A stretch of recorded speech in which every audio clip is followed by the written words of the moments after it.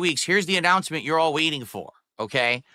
I am going to do 3 weeks of co-hosts here on the show, starting next week, the 27th of March, and then the week after and the week after. 3 straight weeks. Each week, we will have a different co-host here on Smart Guys. Now, originally, my idea was to just kind of randomly do it and have no established order. Then I said, that doesn't make sense because I need to tell these guests ahead of time so they can prepare. That'd be pretty stupid.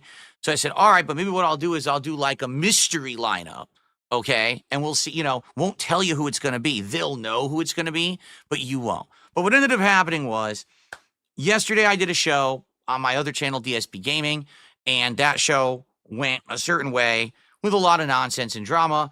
And during that show, the crowd was demanding, or not really demanding, requesting that someone be a part of the show.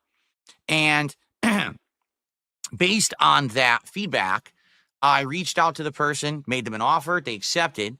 And so FYI, it already kind of leaked because he got excited and posted it up on the internet before I had a chance to even reveal it. So next week, okay, on March 27th, the 11th episode of Smart Guys, my first guest co-host will be Ethan Ralph, okay? Many of you probably know him. Maybe some of you don't. If you do, doesn't really matter. This is not an established, not a test of his history or past. It's a test of how he can do on a pro wrestling commentary show, all right? So he will be here next week. We will see how it goes. Now, for the 2 weeks after that, each week there will be a different co-host, okay? All of the people who I have as co-hosts all have experience doing internet content, shows, etc. All right? Now, there are various different levels of fame, infamy, whatever you want to say, but I think that all 3 of them might actually be a really good fit for the show.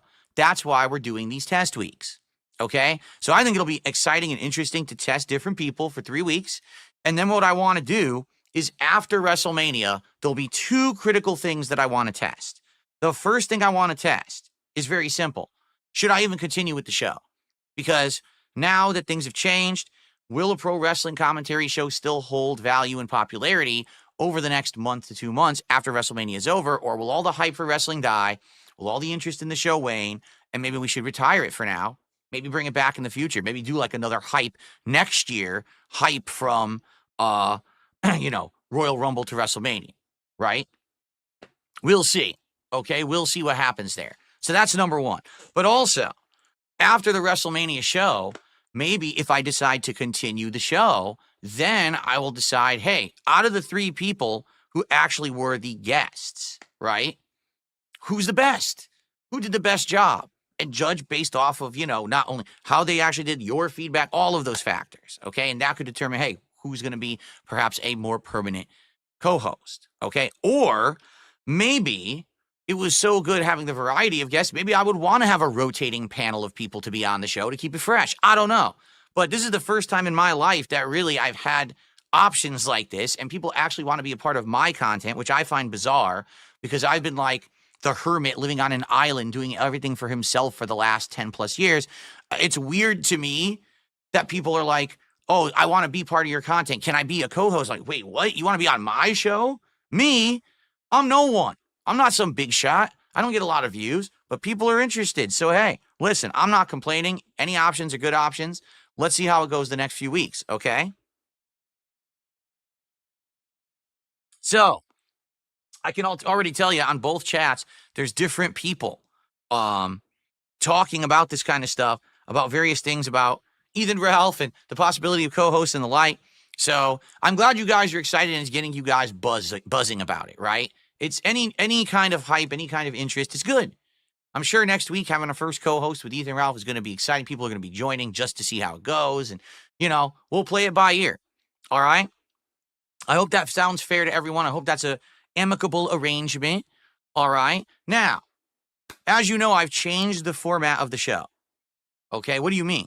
It's basically me. I'm going to be talking a lot about wrestling commentary. I am going to do shout outs here and interact with you guys in a second because I have some contributions already to shout out, and it is a very interactive show. If you contribute during the show, I will shout out your contribution, directly respond. This is something that I wasn't doing in the previous format when it was me and the former co-host and we were just talking constantly, and there really wasn't really time to get in a word edgewise. Now the show format has changed, where now it's going to be very interactive. It worked last week. Last week the show went well. Everyone seemed to like the format. We hit multiple goals. It was amazing. Now the question is, am I now going to see diminishing returns? Was last week the one good week, and now every week moving forward it's going to go less and less and less? I don't know. To be frank with all of you, if this show loses engagement, attendance, and support, and by WrestleMania the show is like dead, I'm not going to do it anymore. I'd much rather spend my time on projects that people are interested in, okay? I did tell you guys I would be interested in doing this through WrestleMania, so let's see how it goes through WrestleMania and go from there, okay? Fair enough. So I promise you there will be shows through WrestleMania, 3 shows, guest hosts, all right? And then after that, we completely reassess. But if you like the wrestling commentary, if you like the idea of me of having guest hosts, maybe rotating hosts or another permanent host, support the show. Just show up, engage, support. And by the way, when I say that, support the show after the fact, with this show being an archive on the DSP Reacts channel, because I leave these streams archived so you can watch them after the fact. Okay? And so I hope that you will consider, maybe watching, liking, maybe leaving a super thanks on the video after the fact as well. All that stuff helps. Okay? And also, one other thing to consider. Between now and WrestleMania, I'm pretty much just going to focus on WWE.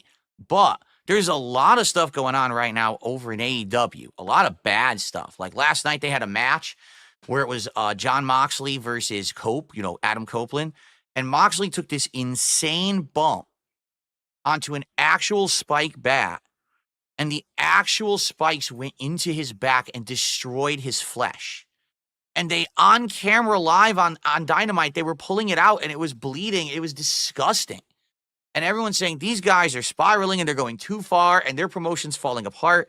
So it definitely could be an opportunity that after WrestleMania, instead of being so focused on covering WWE, that we change our focus over to other promotions such as AEW. I have access now with my VPN. I can watch NXT. If you guys want me to maybe dabble in TNA, I would be open to doing that stuff per how things go. But again, it depends on how things go. If you guys are going to be showing up, engaging, and supporting with these streams, I'm very much in line with saying, hey, let's go ahead and let's keep doing the show. Now, when I say support, I want to be very transparent here.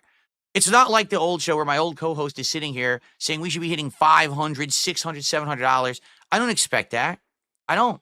I'm not, it would be nice to make that much every week. Don't get me wrong. If you did support the show like that, I would be ecstatic. But I'm not expecting that. I would say a reasonable amount is my goal that I usually have for any other stream that I do, which is the $150 of support across all platforms, whether that's super chats, memberships or gifted memberships on the YouTube side, whether that's subs or gifted subs on the Kick side, or whether that's tips. All right? They all count. They all add up. $150 of support per show. If we hit it, I'll keep doing it. Okay? Does that sound fair? I hope that sounds fair. So if you like it, you want to see it going, you want to see me unpack a pack of cards at $100 tonight, let's get that going. You want to see the show continue? Let's get that going. Let's do it. All right. So now let's get to it. Let's start with shout outs. We'll go through these. We'll answer your questions. We'll see what you guys are doing. And then we will go ahead and and then we will continue with the show and do the commentary. Okay. By the way, Jay Will says, why are DarksydeDabbing and Cheese something in the Kino Casino chat talking crap about you? I don't know. Why don't they answer that in the Kick chat right now publicly? Because if they are doing that and they think that they're going to be like a snake jumping between streams, I think that they should just step out right now and not return. But I don't know, because I don't know if they're doing that or not. I'm not watching that stuff. I'm doing my own content, okay? But just so everyone knows, this is an important thing to bring up.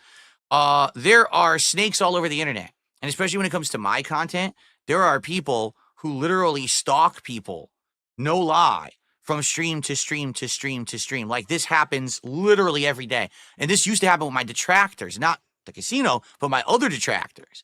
Basically, people would tell me behind the scenes, did you know that so-and-so is in the detractor chat and they're talking crap and they're contributing?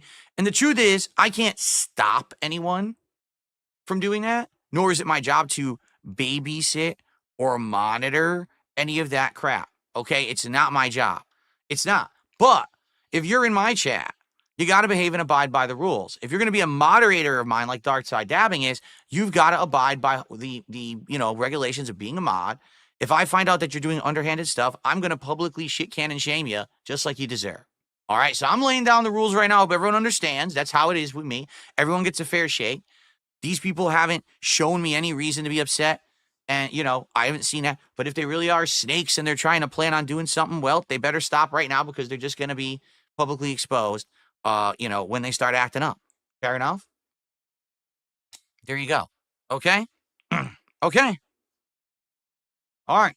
Moving on. Again, that's drama nonsense. I don't even care. Let's get to shout outs. Okay.